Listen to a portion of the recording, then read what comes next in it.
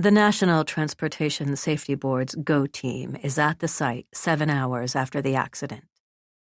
The length of time it takes them to fly from D.C. to Denver and then drive rental cars to the small town in the flatlands of northern Colorado. Because of the long summer daylight, it's not yet dark when they arrive.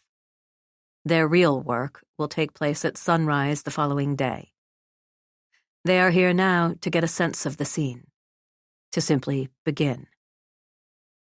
The town's mayor is there to greet the NTSB lead investigator. They pose for a photograph for the media. Except for the handshake, the mayor, who is also a bookkeeper, because this town can't afford full-time employees, tucks his hands in his pockets to hide the fact that they're trembling. The police have cordoned off the area. The NTSB team, wearing protective orange suits and face masks, climbs over and around the wreckage. The land is level in every direction, the surface burned, charred, a piece of toast blackened under a broiler. The fire is out, but the air is charged with heat. The plane sluiced through a cluster of trees and dug itself into the earth. The good news, the members of the team tell one another, is that it wasn't in a residential area. No humans on the ground were hurt. They find 2 mangled cows and a dead bird among the chairs, luggage, metal, and limbs. Families of the victims arrive in Denver by plane and car over the 24 hours following the event. The downtown Marriott has several floors reserved for them. At 5 p.m. on June 13th, the NTSB spokesman, a man with acne-scarred skin and a gentle demeanor, gives an update to the families and media in the hotel banquet hall. Family members perch on folding chairs. They lean forward as if the skin on their shoulders can hear. They bow their heads as if hair follicles might pick up what no other part of their body can. Pores are open, fingers spread.